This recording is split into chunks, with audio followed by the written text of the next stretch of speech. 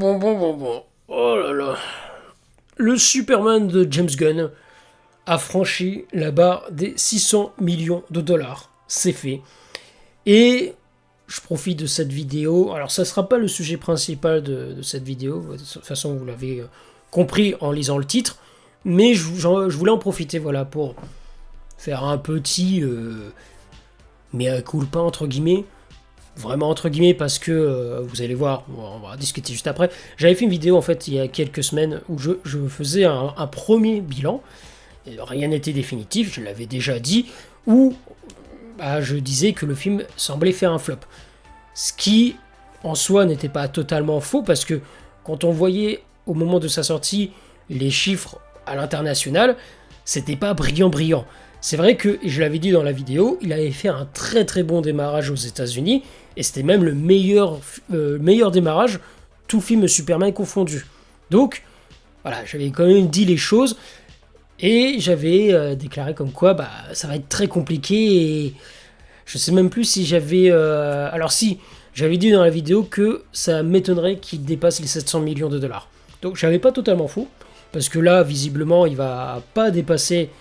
ni les 700 millions de dollars, ni même le Man of Steel, qui avait rapporté à l'époque les 670 millions.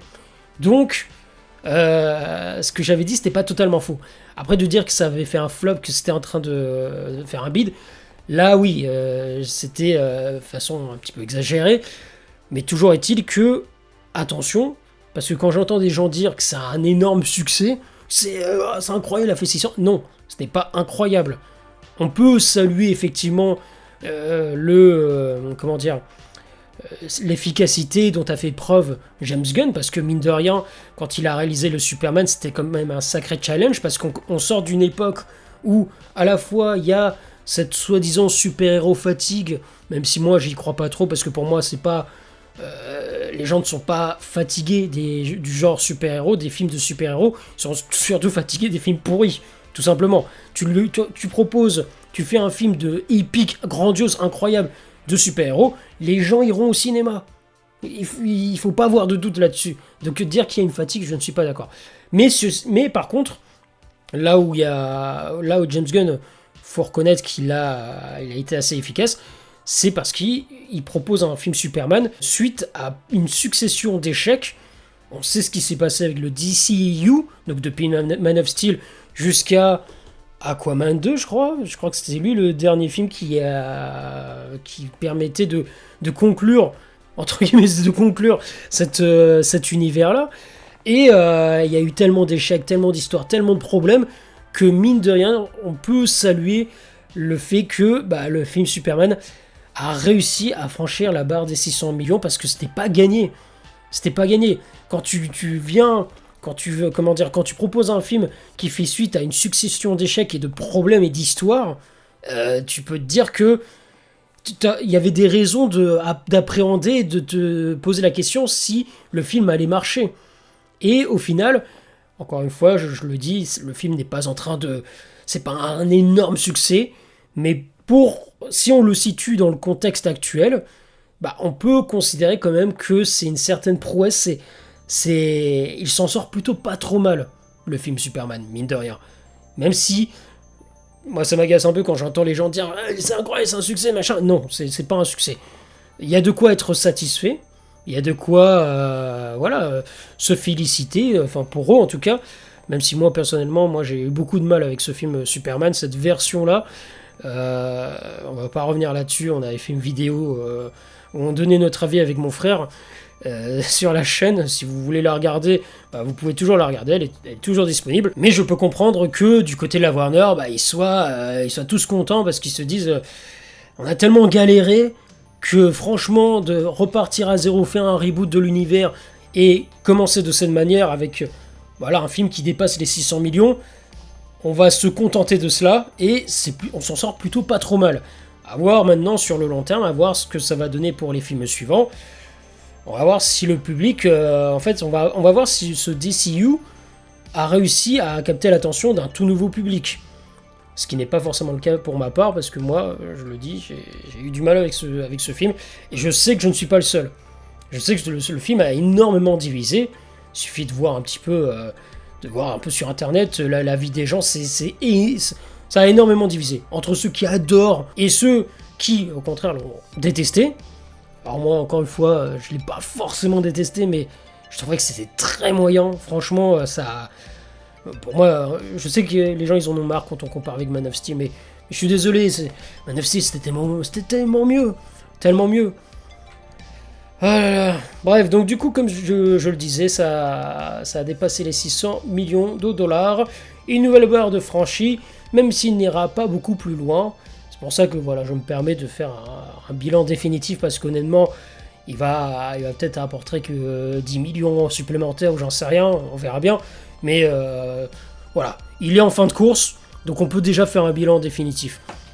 Alors que la longue période estivale s'apprête à se fermer avec la rentrée toute proche, le Superman de James Gunn a profité de l'une de ses dernières semaines d'exploitation au cinéma pour atteindre un nouveau palier à son box-office mondial. Les 600 millions sont donc franchis, c'est ainsi que l'on peut expliquer la satisfaction apparente de Warner Bros, quand bien même ce Superman n'a pas réussi à faire autant que Man of Steel et ses 668 millions de dollars. Le fait d'avoir une répartition du box-office plus importante sur le territoire domestique qu'à l'international, parce que voilà, comme je le disais, aux États-Unis, le film a très très bien marché, il a fait le meilleur démarrage, donc voilà, et puis il a rapporté au total, c'est écrit plus haut, il a fait 347 millions de dollars sur le... Vous imaginez, il a fait plus de la moitié, rien qu'aux États-Unis. Mais à l'international, c'était un peu plus compliqué. Donc voilà, je reprends. Le fait d'avoir une répartition du box-office plus importante sur le territoire domestique qu'à l'international signifie que le studio a potentiellement gagné plus de son investissement avec l'exploitation en salle du film aux États-Unis comparé à Man of Steel. Dans un monde où il apparaît assez clair que le cinéma de super-héros va surtout devoir compter sur le public américain, le signal envoyé est bon à prendre compte tenu du contexte général. Par ailleurs, il ne faut pas en oublier que la mise en vente en numérique du film doit aussi peser dans la balance avec de nouveaux modes de consommation, mais il faudra encore patienter avant de savoir si le film de James Gunn a trouvé beaucoup de preneurs sur cette part de marché. Et j'irai même encore plus loin, est-ce que le DCU va trouver son public? Est-ce que les gens vont vraiment s'intéresser à ce nouvel univers? Est-ce que ça va fonctionner en fait? Est-ce que ça va rencontrer un succès ou pas du tout?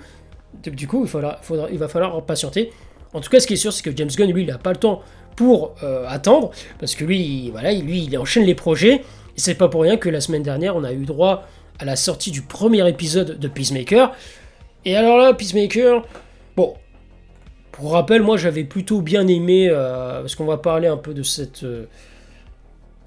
de ce changement, de cet effacement du DCEU, voilà, ce qui s'est passé avec la première saison, et parce qu'on se posait tous la question, on se demandait, mais la première saison, du coup, vu que ça faisait partie de l'ancien univers, et que là, la saison 2 de Peacemaker, ça semble être à la fois la suite de la première saison, mais comme la saison 2, elle fait partie de ce nouvel univers du DCU, donc de James Gunn, bah, comment ils vont faire pour que au final la première saison ça soit canon, parce que du coup si c'est canon la première saison, ça veut dire que du coup les autres films du DCEU, donc depuis Man of Steel, sont également canons. Donc comment ils vont s'en sortir? Même vous là, vous êtes en train de regarder la vidéo, vous vous dites mais de quoi il me parle, je comprends rien.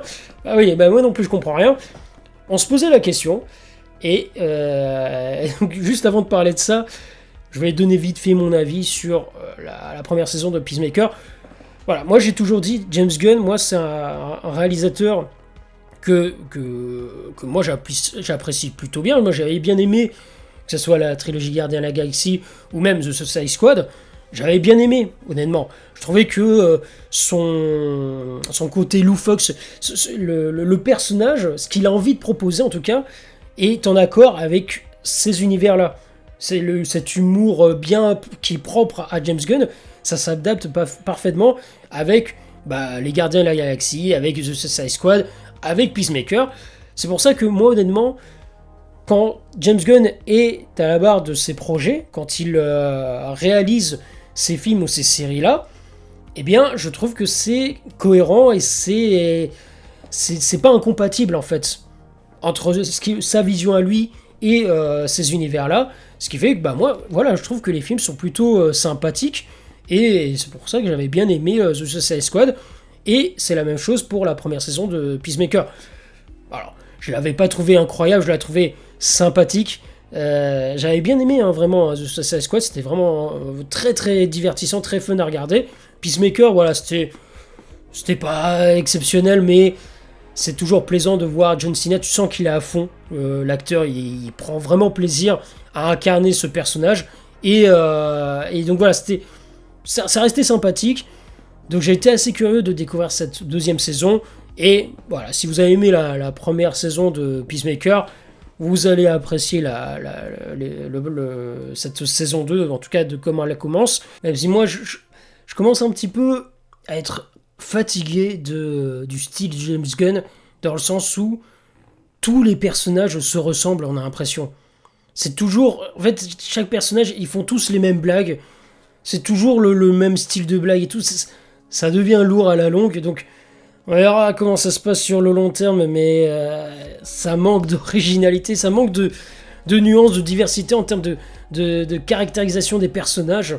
Parce qu'au final, ils sont tous pareils, t'as l'impression que ils balancent les mêmes vannes et tout, c'est bizarre un peu cette... Après, c'est peut-être qu'une impression, j'en sais rien. Et la question que je me pose aussi, c'est à qui s'adresse le DCU? Parce qu'en fait, d'un côté, t'as un film comme Superman qui semble s'adresser quand même à un public plutôt jeune, et de l'autre côté, t'as des films comme The Suicide Squad ou la série Peacemaker, quand même qui s'adressent à un public beaucoup plus adulte. Et encore plus Peacemaker, parce que notamment, vous voyez, bon, déjà il y avait des scènes dans la première saison, voilà, qui n'étaient pas du tout pour enfants. Là, tu vois le premier épisode de la saison 2, là, la scène d'orgie, mais tu te dis, mais à un moment donné, il faut... Tu vois, au moins le MCU, même si là, maintenant, depuis Endgame, ça a complètement changé les choses. Tu sens que Marvel Studios ne savait plus à qui s'adresser. Ils ont voulu étendre un peu leur cible. Et c'est pour ça que ça a complètement foiré. Mais au moins, les 3 premières phases, les gens qui regardaient les films, c'était toujours le même public. Tu passes du premier Iron Man à Endgame, c'était le même public. Donc il y avait une certaine cohérence. La cible était la même. Et c'est pour ça que ça a fonctionné. Alors que le DCU, bah, tu comprends pas trop à qui le film s'adresse, enfin à qui cet univers s'adresse. Parce que y a des films comme Superman qui sont très grand public, très très familial et tout. Et de l'autre côté, t'as Peacemaker qui vraiment s'adresse à un public plutôt adulte. Enfin, il est adulte. C'est pour ça, moi, je ne sais pas comment il va s'en sortir, parce que honnêtement, quand t'arrives pas à te mettre d'accord sur la cible, sur à qui tu veux t'adresser, tu risques de perdre tout le monde au final. Mais je voulais surtout parler de cette réécriture, parce que là je suis perdu. Je ne comprends plus rien, parce que en termes de cohérence, d'univers, parce que vous êtes, si vous avez suivi un petit peu, à la base, dans la première saison donc de Peacemaker, on avait une scène qui était donc l'une des dernières scènes du dernier épisode de la première saison, où en fait on voyait Peacemaker qui était face à la Justice League. Donc on avait Superman, Aquaman, Flash et Aquaman. Donc ils étaient tous les 4, on n'avait pas Wonder Woman, on n'avait pas Cyborg, on ne sait pas où est-ce qu'ils étaient. Je sais pas, peut-être qu'ils avaient plus d'argent pour les incruster numériquement là-dedans. J'en sais rien. Mais en tout cas, il n'y avait que ces 4 super-héros de cette équipe de la Justice League. Et lors de la sortie du premier épisode donc de la saison 2, en nous faisant un petit récap de ce qui s'est passé. Vous savez ce qu'ils font d'habitude avec précédemment dans la saison 1 de Peacemaker, il s'est passé ça. Et en fait, ils ont changé la scène, pardon. Au lieu d'avoir la Justice League, eh bien en fait, on a la Justice Gang.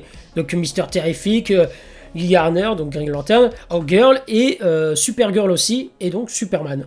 Donc ils ont complètement changé la scène. Et moi j'ai envie de dire, ouais, pourquoi pas, je pense que c'était effectivement la meilleure chose à faire. Sauf qu'en fait, il y a un petit détail à ne pas oublier, c'est que en fait, la scène présente dans la première saison, donc avec la Justice League, elle est toujours présente. Ils n'ont pas fait de modification. Donc là, tu te poses la question, tu te dis, mais du coup, parce que moi je veux bien hein, qu'on t'efface les événements, qu'on fasse comme si de rien n'était, mais toujours est-il que cette scène dans la première saison, elle est toujours présente. Donc est-ce que ça veut dire que le Peacemaker là qu'on avait dans la première saison, c'est une autre version, c'est Peacemaker d'un autre univers, mais d'un autre côté, le Peacemaker de la saison 2, c'est toujours le Peacemaker, c'est ce qu'on te fait comprendre, c'est le Peacemaker en fait de la première saison. Sauf qu'en fait, ça crée 2 univers qui sont pas cohérents. Donc c'est très bizarre en fait leur approche. Alors J'imagine que c'était juste une façon de troller un peu et de dire ah, vous souvenez pas très bien, c'était pas la Justice League, machin. Je veux bien si tu veux, mais toujours est-il que bah, cette scène elle est toujours présente là. Avec la Justice League, on la voit bien dans la. Ils ont pas fait de modification. Alors, sauf erreur de ma part, peut-être que surtout que c'est très facile hein, maintenant sur HBO machin ou sur Netflix, ils peuvent très bien te supprimer et te remplacer une scène. C'est ce qu'ils ont fait d'ailleurs pour Avatar. Avatar, je ne sais pas si vous vous souvenez, mais avant que le deuxième film sorte, ils avaient ressorti le premier film Avatar en version remasterisée en 4K et donc il était ressorti au cinéma. Et il y avait une petite scène qui avait été ajoutée où tu voyais Parker qui disait au Na'vi, à Jake Sully et à Neytiri qui disait c'est pas fini, vous savez, on va revenir, machin. Sous-entendant que bah voilà, c'était pas qu'il allait avoir une suite et pour préparer un peu le terrain pour le deuxième volet. Et cette scène, bah, du coup, elle a été également ajoutée dans le film du coup sur Disney+.